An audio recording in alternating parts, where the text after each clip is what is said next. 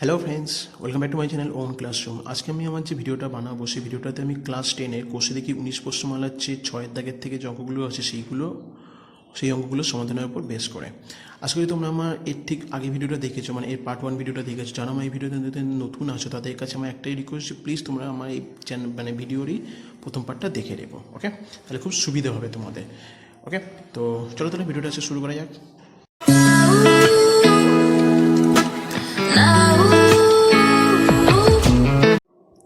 দেখো 6 দাগের মধ্যে কী বলছে, একটি নিরেট লম্ববৃত্তাকার লোহার দণ্ডের ভূমিতলের ব্যাসার্ধের দৈর্ঘ্য 32 সেন্টিমিটার এবং দৈর্ঘ্য 35 সেন্টিমিটার। দণ্ডটি গলিয়ে 8 সেন্টিমিটার দৈর্ঘ্যের ব্যাসার্ধ ও 28 সেন্টিমিটার উচ্চতা বিশিষ্ট কতগুলি নিরেট শঙ্কু তৈরি করা যাবে তা হিসাব করে লিখি। তাহলে কী করছি দেখো, তাহলে ধরি n সংখ্যক নিরেট শঙ্কু তৈরি করা যাবে। একটি শঙ্কুর আয়তন 1/3 পাই আর স্কয়ার এইচ করে আমি এখান থেকে ভ্যালুটা ফিক্সড রেখে দিয়েছি। প্রশ্ন অনুযায়ী তাহলে এইটা সমান সমান পাই আর স্কয়ার এইচ। এবার এখান থেকে আমি এন এর মানটা খুব সহজেই বার করে দেখিয়ে দিই। আচ্ছা, এখানটাতে আমি কাটাকুটি করিনি, তোমাদেরকে দেখাবো। এখানে 8 4 4 কাটলো, এটা কাটবে আমার 2 হবে, ঠিক আছে। দেন এখান থেকে আমার এটা কাটবে 16 হবে। তারপরে আমার এখান থেকে ওইটাও কাটবে, আমার এটা 4 দিয়ে কাটবে, 4 4 16, 4 7 28, আর এটা আমার কাটলো 5। তাহলে 4 5 20 ইন্টু 3 60, ঠিক আছে, 60টি। এই আমাদের 6 দাগের অঙ্কটা। 7 দাগের অঙ্কটা কী বলেছে, 4.2 ডেসিমিটার দৈর্ঘ্যের ধার বিশিষ্ট একটি নিরেট কাঠের ঘনক থেকে সবচেয়ে কম কাঠ নষ্ট করে যে নিরেট লম্ববৃত্তাকার শঙ্কু পাওয়া যাবে তার আয়তনটা নির্ণয় করে। আমি এখানে একটা ছবি এঁকে দেখিয়েছি। এবারে এইটা ড্র করবে না, ঠিক আছে, শুধু এই টুটা ড্র করবে। ওকে, ড্র করে তোমরা চাইলে দেখিয়ে দিতে পারো, কোনো অসুবিধা নেই। কী করছি দেখো, বর্গাকার প্রস্থচ্ছেদে বিশিষ্ট কাঠের ঘনককে সবচেয়ে কম কাঠ নষ্ট করে বৃত্তাকার প্রস্থচ্ছেদে বিশিষ্ট লম্ববৃত্তাকার শঙ্কুতে পরিণত করতে হবে। যেটা মানে আমাকে করতে হবে সেটা আমি এখানেতে মেনশন করে তুলে ধরেছি। সুতরাং বৃত্তের ব্যাসের দৈর্ঘ্য বর্গাকার হবে, এটা হবে না, ব্যাসের দৈর্ঘ্য বর্গাকার হবে, অতএব চিত্রে বাহুর দৈর্ঘ্য সমান। অর্থাৎ শঙ্কু আকৃতি ভূমিতলে ব্যাসের দৈর্ঘ্য 4.2 ডেসিমিটার ইজুগাল টু, এটা সমান চিহ্ন, 42 সেন্টিমিটার। অতএব ব্যাসার্ধের দৈর্ঘ্য কত হবে, 4.2/42, মানে 42/2 করলে 21 সেন্টিমিটার হবে, এবং উচ্চতা 4.2 ডেসিমিটার সমান 42 সেন্টিমিটার। সুতরাং শঙ্কু আয়তন কত হবে, 1/3 পাই আর স্কয়ার এইচ। রিগার্ডিং আমি এখানটাতে ভ্যালুটা বার করে দেখিয়ে দিলাম। আশা করি বুঝতে পেরেছ। এটা এখানটাতে কাটাকুটি করে নেবে, 3 হলো, এটা কেটে গেল, দেন এই টোটালটাকে গুণ করে আমি এখানে বসিয়ে দিয়েছি। 8 দাগের যে অঙ্কটা বলেছে সেটা কি বলেছে, একটি নিরেট গোলক ও একটি নিরেট লম্ববৃত্তাকার চোঙের ব্যাসার্ধের দৈর্ঘ্য সমান এবং তাদের ঘনফলও সমান। তাহলে চোঙটির ব্যাসার্ধের দৈর্ঘ্য ও উচ্চতা অনুপাত হিসাব করে লিখি। তাহলে কী করতে হবে দেখো, তাহলে আমাকে তাহলে এখান থেকে খুব সহজেই গোলক ও চোঙের ব্যাসার্ধ, তাহলে এখান থেকে কী করতে হবে, তাহলে আমাকে গোলক ও চোঙের ব্যাসার্ধের দৈর্ঘ্য দুটোকে আমাকে তাহলে ধরে নিতে হবে আর একক, এবং চোঙের উচ্চতা এইচ একক ধরে নিতে হবে। অতএব গোলকের ঘনফল 4/3 পাই আর কিউব এবং চোঙের ঘনফল কত হবে, পাই আর স্কয়ার এইচ ঘন একক। তাহলে প্রশ্ন অনুযায়ী তাহলে এই দুটোকে ইকুয়াল করে নিয়ে আমি এখান থেকে খুব সুন্দরভাবে r/h আমি পেয়ে যাব। আশা করি বুঝতে পারছি। এটা হচ্ছে আমাদের 19 প্রশ্নমালা 8 দাগের অঙ্ক।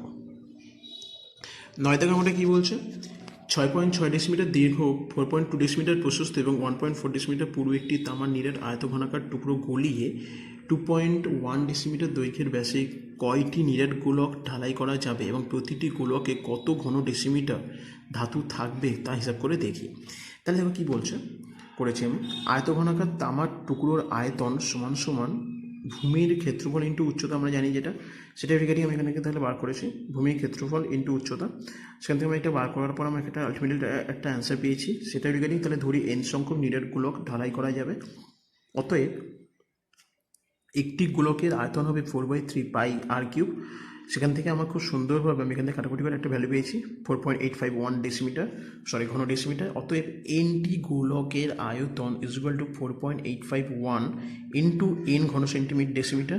প্রশ্ন অনুযায়ী তাহলে কি এইটা সমান সমান আমার এই যে ভ্যালুটা, সেখান থেকে আমি খুব সহজে কাটাকুটি করে আমার 8টি অ্যান্সার বেরিয়ে যাবে।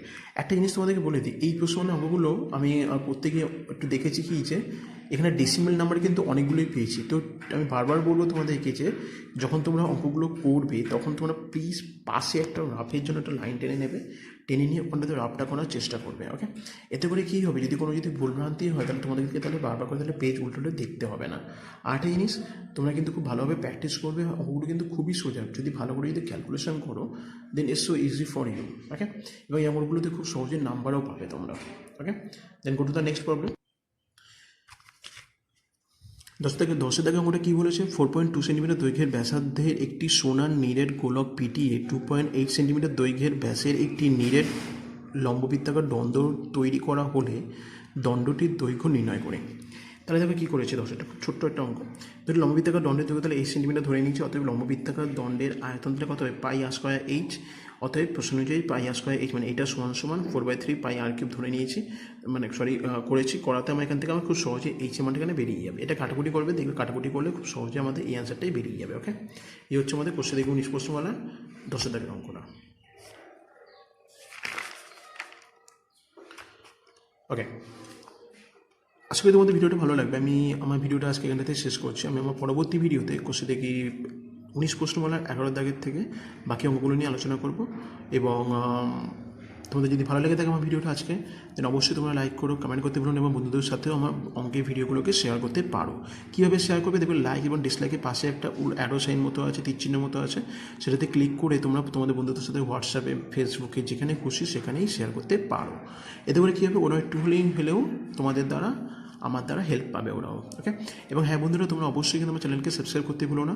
কীভাবে সাবস্ক্রাইব করবে, দেখবে আমার চ্যানেলে নিচে দেখবে একটা লাল কালিতে সাবস্ক্রাইব বলে লেখা আছে কথাটা, ওটাতে ক্লিক করে পাশে একটা দেখবে বেল আইকন আসবে, একটা বক্স খুলে যাবে, সেখানেতে অল বলে একটা অপশান আসবে বেল আইকন সময়, ওটাতে ক্লিক করে রাখবে। কেন, আমি আমার পরবর্তী সময়তে আমি আরও অনেক ক্লাস 10 রিলেটেড আমি কন্টিনিউয়াসলি ভিডিও আমি আপলোড করতে থাকি। আর হ্যাঁ বন্ধুরা, তোমরা আমাকে চাইলে কমেন্টও করতে পারো। তোমাদেরকে শুধু ফেসবুকে মেসেজ পাঠাতে হবে এরকমটা কোনো দরকার নেই। আমি তোমাদের অনেক মেসেজ পাচ্ছি এবং সেই রিলেটেড আমি তোমাদেরকে হেল্পও করতে পারছি, ঠিক কথা। কিন্তু তোমরা চাইলে আমাকে কমেন্টেও মেসেজ করতে পারো। হ্যাঁ মানছি, কমেন্টে মেসেজ করে একটুখানি টাফ হয়ে যায় তোমাদের দ্বারা, কারণ তোমরা খুঁজে পাচ্ছ না হয়তো অনেকেই। তো তোমরা দেখবে নিচের দিকে একটা দেখবে আর কমেন্ট বলে একটুখানি নিচের দিকে সামান্য একটু স্ক্রল করতে দেখবে কমেন্ট বলে একটা অপশান আছে, সেখানটাতে তোমরা চাইলে তোমরাও কমেন্ট করতে পারো। আর তোমরা যেমন মেসেজ করছো আমাকে ফেসবুকে, ডোন্ট ওয়ারি অ্যাবাউট দ্যাট, তোমরা সেখানটাতে মেসেজ করতে পারো। আমি অবশ্যই তোমরা যারা মেসেজ করেছো তাদেরকে আমি নিশ্চয়ই রিপ্লাই দিয়েছি, তারা নিশ্চয়ই আমার রিপ্লাইও পেয়েছো। তো এইভাবে আমাকে সাপোর্ট করো, আর তোমাদেরকে আমি এইভাবে আরও অনেকভাবে হেল্প করতে পারবো। ওকে, তো please subscribe my channel. And তোমরা তোমাদের কোনো রকমের প্রবলেম রিলেটেড বা কোয়ারি রিলেটেড কিছু যদি জানতে চাও, অবশ্যই আমাকে ফেসবুকে মেসেজ করো, এতদিন যেভাবে করে এসেছো। ওকে, দেন বন্ধুরা, keep practising, take care, good by.